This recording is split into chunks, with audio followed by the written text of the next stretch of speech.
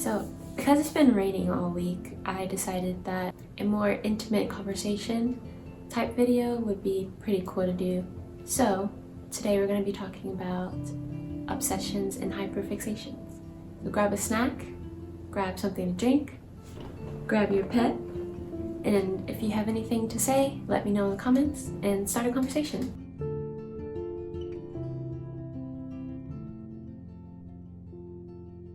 I'm turning 23 next month and I decided to take a solo trip to New York. I already booked the flight to get there. I am getting a tattoo while I'm there, so I booked that, and I even booked the Airbnb that I'm going to stay at. Just thinking about it makes me super excited, but the issue is that's all I think about. And at first I was thinking, no, you're only thinking about it because you're planning it. You're planning what you want to do while you're there, what you want to see. But then I started watching I moved to New York videos, taking a trip to New York videos, what to do while I'm in New York videos, even watching TV shows that are set in New York, and I'm like, alright, I'm definitely hyperfixated on this.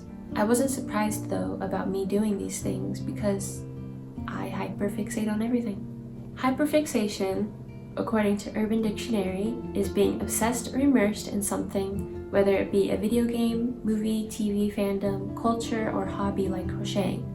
While typically associated with ADHD and autism, people with mental illness may also experience hyperfixation. Now, before we continue this conversation, I just want to say that I have not been tested for ADHD or hyperfixation or autism, and I'm not going to claim that I have ADHD or be autistic because I haven't been officially tested for it.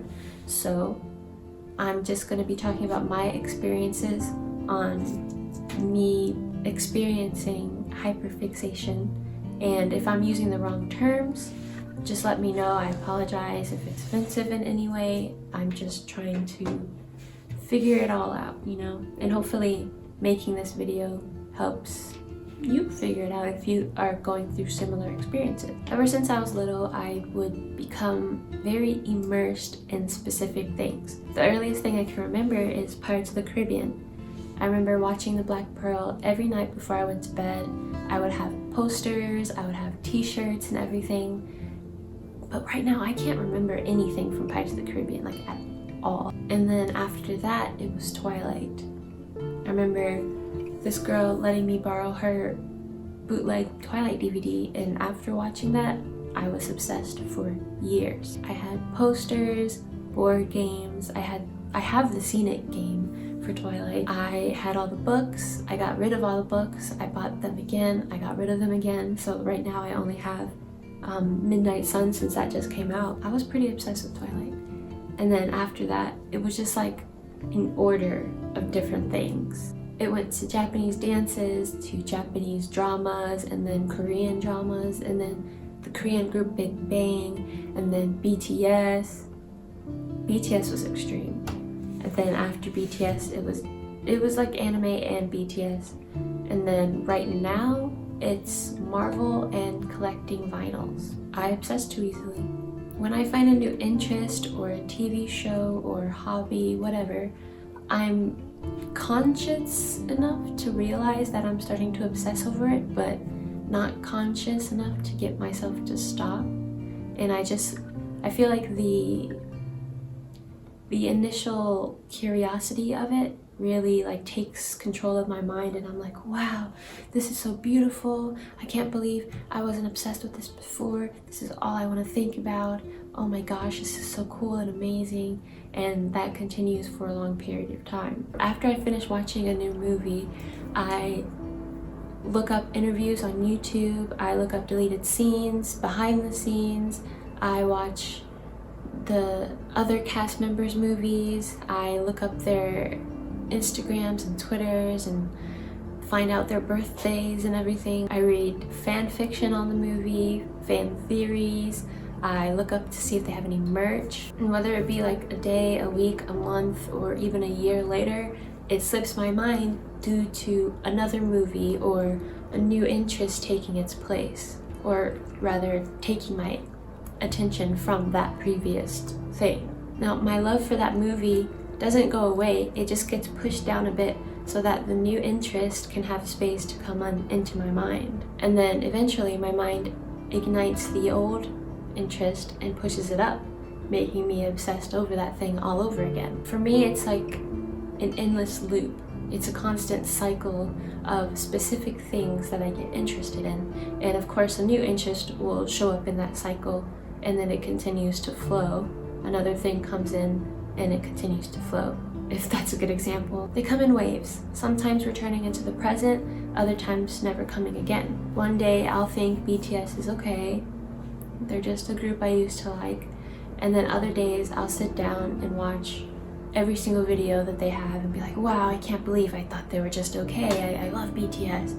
And then whether it be like a month later or half a year later, I'll be like, BTS is okay, they're whatever. I'm still curious as to why this even happens, you know? It's not just visual entertainment that I hyperfixate on. It can also be getting my dream body, or becoming healthy, or people. When I was younger, I would obsess about boys. If there is a particular boy that caught my interest, I would think about, I wonder what he's thinking, I wonder what he's doing right now, I wonder what he likes to eat, what kind of music is he listening to. And then I would think of like different scenarios in my head and picture this happening and that happening, even turning them into characters in my writing. I used to write a lot, and they would inspire different characters in my stories and everything. And I would just put a false identity on them. I would put them on a pedestal and basically worship the ground they walk on, even though I've never even said hi to them. And this would happen even with people who I have absolutely no romantic interest in. And don't get me started when I found out that I was bisexual. I was like, every single person that said hi to me, I was like, oh my god, oh my god, oh my god. Being hyperfixated on someone and daydreaming about them felt kind of creepy at times, but it happened involuntarily. Like, I couldn't control it. It would just, I'll be walking down the street and then boom, a whole scenario is happening in my head. I'm forgetting where I'm walking, what I'm listening to, my earphones, and then all of a sudden, whoa, whoa, whoa, whoa, whoa. That the whole movie just played out in my head and I didn't even realize it enough or fast enough to stop it. Thankfully, this isn't an issue that I have to deal with. I've changed the term to more inspired. Like, I'm inspired by this person, so there's a reason why I'm thinking about this person even though I have no romantic interest in them. Something that they present, their energy, their interest, it's making me inspired to do something in my life. And thinking about it this way is both beneficial and it helps me not think I'm a creep. If I'm interested in someone, not romantically because I'm happily taken, I think of their personality traits and I think, okay, why am I finding an interest in this person? What is it about them that is reeling me in? Is it their creative work, or is it simply their beauty? Being inspired or simply enjoying someone for who they are is perfectly healthy, but they shouldn't become something to be obsessed over. I think this should be applied to people you know and also famous singers and actors. It's easy to confuse hyperfixation and obsession with just being interested in something. However, when I'm interested in something, I have complete control over my thoughts and actions. But with hyperfixations, I feel as if I involuntarily drift towards whatever I'm obsessing over that period in time. So I'm gonna give an example. Last December, I started watching Marvel MCU movies for the first time, and oh my gosh, it sucked me in. I was so invested in the movies and the complexities of the characters and the locations, how they filmed the movie, the plots, and all I would talk about is Marvel, Marvel, Marvel, Marvel, Marvel, Marvel. Thankfully though, my boyfriend really likes Marvel as well, and he was happy that I enjoyed it as much as he did, so he was never annoyed by the fact that it's all I wanted to talk about. However, after a while, he noticed that whenever I would be watching a movie, it would be a Marvel movie that I've already watched. For like a solid 2 months, he would come into the room, and every single time he'd come into the room, he would hear, "Dormammu, I've come to bargain." Constantly, every single night, because Doctor Strange was my bedtime movie. I would turn it on, watch like half the movie, and then fall asleep. It was either that or Endgame. Endgame is a great bedtime movie. I recommend it. I would go online and look up different merch that I can buy. I wanted all the action figures for Marvel. I named my plants after the Guardians of the Galaxy. I started using Discord for the first time so I can join conversation about Marvel, and to this day I'm still using it. It's pretty fun, and I'm pretty certain that I've read every article on Wiki Fandom about Marvel, at least the characters on the MCU films. Thing is, that's just one experience. Combine that with anime, studying Japanese, fitness, BTS, traveling to New York. It just leads to the negative of the experience. Obsessing over something can be a good thing. For example, if you're obsessed with art and you're dedicating yourself to your craft, you are developing your skills and becoming a beautiful artist.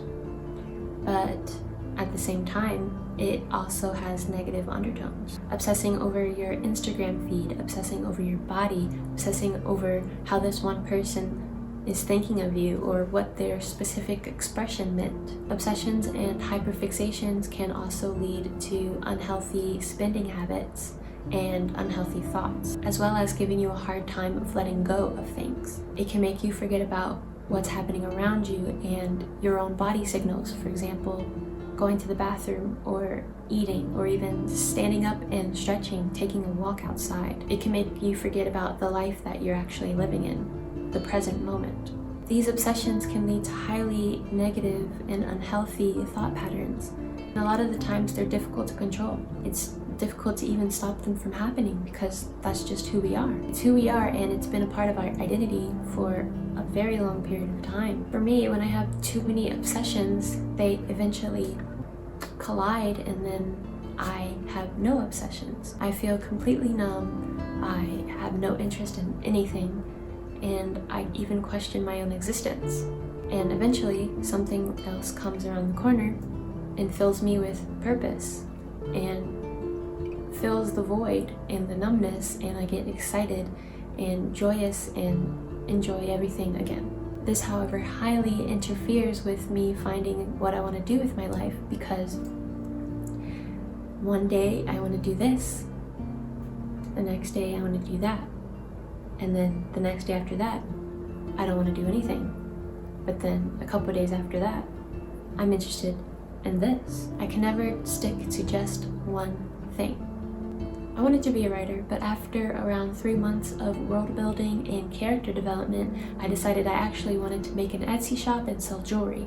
But after creating about 10 pieces of jewelry and finding out how to start a business, I actually wanted to become a guitar player. But after learning about all the chords and bar chords and learning how to read sheet music, I actually wanted to become a writer again. But after watching the MCU films, I decided I wanted to be an actress. But after looking through a couple of auditions, I decided I'm gonna be a writer again, because I feel like right now I can actually focus on my book.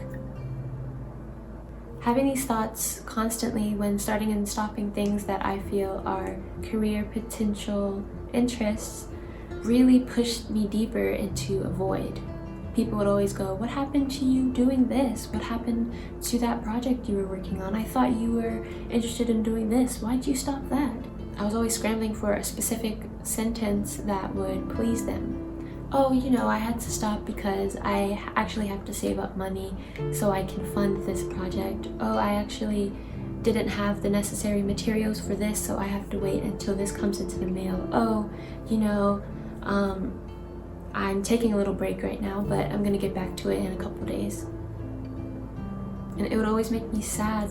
Like, why can't I just focus on one thing? How come Elizabeth can learn guitar for her whole life and be perfectly fulfilled, and Jonathan worked so hard on his paintings all his life. Why can't I focus like them? Why can't I just be passionate about something for the rest of my life and stay passionate about it? So since I eventually came to the realization that this is who I am, it's what I do, how do I cope? How do I fight the urge to not tell every single person around me every single detail of that book I just read, or every single fact about Wanda Maximoff, or every single gem in Steven Universe and their correlation to crystals? Step 1, limiting my conversations. Most of the time, it tends to come out in conversation anyway. For some reason, when I have a thought in my mind and I'm having a conversation with someone, the conversation will eventually drift into that topic where I can now say the thought that was in my mind. For an example, I was thinking about why I didn't like a specific video that I watched. So for an example, me and someone watched a video, and in my head I was like, I didn't really like the video. And a couple of moments later, they asked, how did you think about the video? And there's more like broader examples, but that was the only one I could actually think of at the moment. When that happens, I am able to express what I want to think about. But I always tend to limit what I say. So for example, Sarah wants to talk about MCU. I'm like, yes, I can talk about this, and I go on, but I talk until a certain extent because I don't want to go overboard and be like annoying with it. But that's just how I personally think. And so doing that, I just limit myself. Unless it's my boyfriend, then poor guy has to listen to everything. My second method is creating a wish list. In order to save my poor wallet from starvation, I created a wish list on Notion where if I'm interested in buying something that's related to the things that I'm interested at this time, I will put it on the wish list, put the price, put why I want to buy it, and then I will wait 1 month. I have to wait 1 month. That's the minimum. And then after 1 month, I forget the wish list even exists. But on the times that I do remember it after 1 month, I will go on it and I'll look through everything that I put there. Half the time, I'm always deleting like 90% of everything on that wish list. And I'm like, did I really want that? That's crazy. And I'm so happy that I did that because I would have so much stuff in this apartment that would not be of use and would just be a huge waste of money. The things still on the wish list after deleting all the others, I tend to still wait like a couple weeks more, and eventually I will purchase that item. This doesn't help all my impulse purchases, but it has helped dramatically. Like I want to say maybe at first it was 100% and now it's at 43%. And the third coping method that I can think of is forcing myself to do other things. When I know that I'm completely absorbed into something to the point where I'm not even letting myself get up to go pee, I tell myself, you need to stop right now. Get up, go take a walk, leave your phone inside, leave your earphones, no music, just take a walk. Absorb the present moment. Listen to the sounds of the atmosphere, look at the different things around me, enjoy time with my dog. The other day I started working out and I was so into working out. I was like, oh my god, finally I'm working out again. This is the only thing that I want to do. So I was working out. I was doing as many workouts that I can on YouTube to the point where I reached around 400 calories burned, and I wanted to do more, but my arms were dead. They were so dead that the following days I couldn't do this simple motion. It was not possible for me, and it happens. It gets the best of me, and that's what it is. But if I allow myself at least 1 hour to stop engaging in it, then that helps extremely. Being in the present moment and not letting my mind and thoughts go from one thing to the other really helps break the heavy connection when I think it has a major hold on me. When I think about the obsessions and hyperfixations I have, if you want me to be honest, I don't think it makes me a bad person. It's just who I am, and I feel as if it makes me feel that I'm just a passionate person. I'm super passionate about things that are around me, and I see the beauty in the details. How I can see and enjoy the details around me and the effort put into it. When I'm obsessed with that specific thing at that certain time, I genuinely feel happy. And I know that it's the person that I am that should make me truly happy, but I think external happiness counts as happiness as well. If it makes me feel genuinely like, then I think that's okay, you know? Listening to a new album from your favorite artist, reading that new book that just came out, seeing the movie you've been waiting for so long, re-watching Coraline for the 500th time, it's genuine happiness, and that's perfectly okay. It's who I am. Those moments truly bring a one-of-a-kind happiness to your heart, and as long as it's not hurting anybody, then what's the issue? As long as we can healthily balance our obsessions and our everyday life, then I say go ahead.